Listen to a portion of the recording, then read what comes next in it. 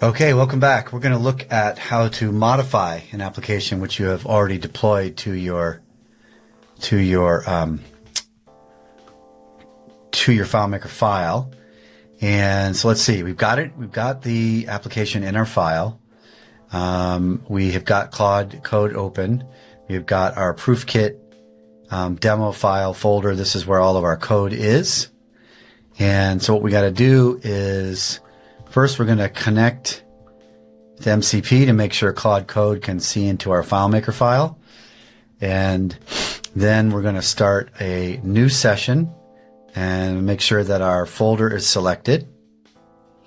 And then what I want to do here is, so first thing I'm going to do is tell it to start the dev server and open up the preview panel. Start the dev server and open up the preview panel so we can see our work in this ProofKit Web Viewer app. So it's going to start to scan through the files here. It's going to read, importantly, the claude.md file to learn about what's in here. And it's it's figured out. It's going to launch. Here it goes. It's looking pretty good. There's our app. Okay.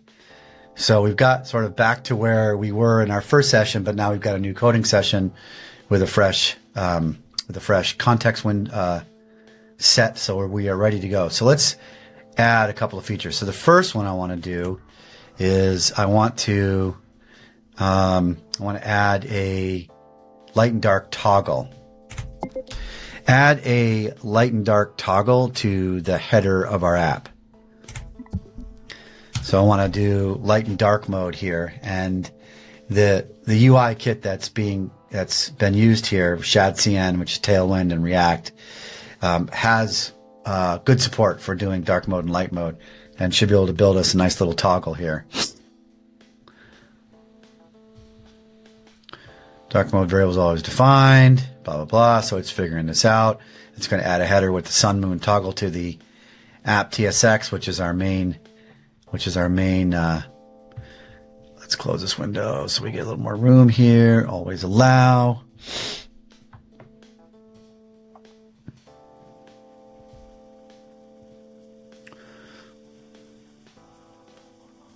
And it's trying to see if but not the app TX page. Let me show the router. So it's checking.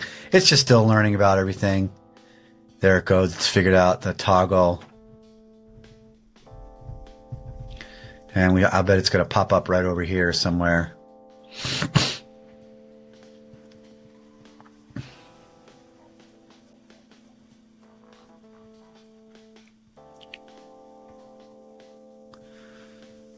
I noticed another thing is this thing's cooking away. Let's look at, yeah, there it added the toggle. So let's see. Well, I'll wait till it finishes. So we'll just let it cook there in the background. There we go. It's trying out. So it's tested its code to see if it can go light and dark mode. That seems to work pretty well. There we go. Excellent. Now, I think I noticed another issue. Let's just see if I'm right before we get into that. Let's see. Our app is here. I noticed that this nav bar is kind of floating in a strange place. So what I'd like to do is have it left justified. So I'm going to show you another little trick here you can do, which is pretty sweet. So let's close that. We don't need that right now. And yeah, the server connector is already open. So okay, so this is working, but I want to do something else. So one of the cool things you can do is you can select an element. So what I want to do is just give Claude a hint about what I'm talking about. So I'm going to click this. And then I'm going to choose, you can see how it's highlighted these things here. And if I click on them, it's going to add something to the chat here. So it's basically telling Claude, hey, this is what I'm interested in. And so now I'm just going to use my voice to text and go ahead and finish the prompt. I noticed that the navigation, the top navigation, is not left justified.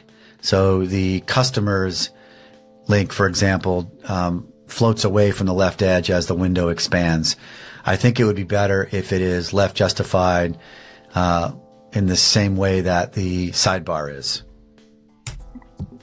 So one of the things that's nice about talking to the AI is that you can be pretty verbose and you don't have to type very much, but you can give a lot of information. And the AI is actually pretty good at taking a lot of text and condensing it down to the intent. So it should do a pretty good job of that. Let's see if we can make this window a little wider so we can see if that effect is, yeah. Let's see. Yeah. So I'll move it. So remove the centering so it stays left aligned.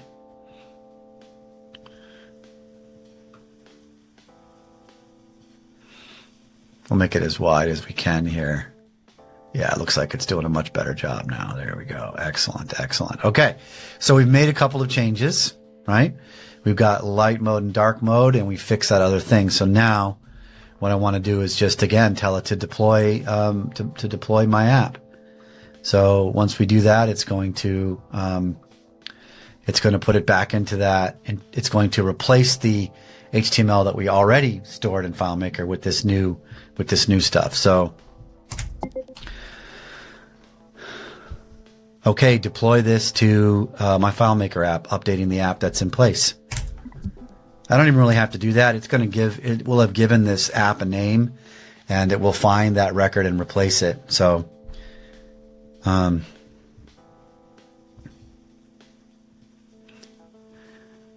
yeah, so it's building and then it's going to deploy. Allow it to run the bridge. I'm just going to say always allow.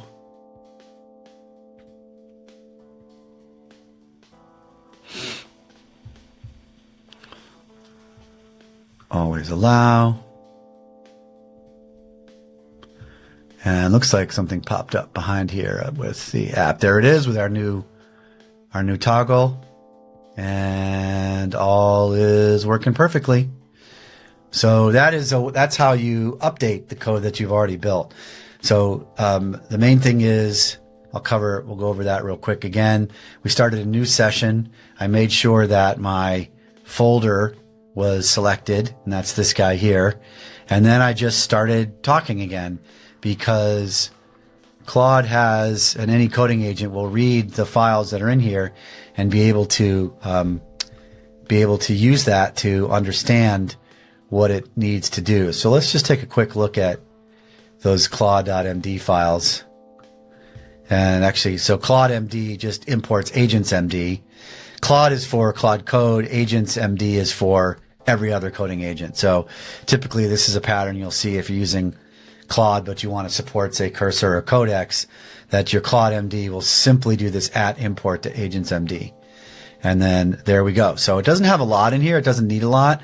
Most of it is dealt with in skills and other ways, but it reads this, it figures out what it needs to do, and then it can just start going again, picking up where it left off. So that's it. That's how you work with your app after it's already been uploaded. You can just make changes and re-upload the new version. Thanks very much. Bye-bye.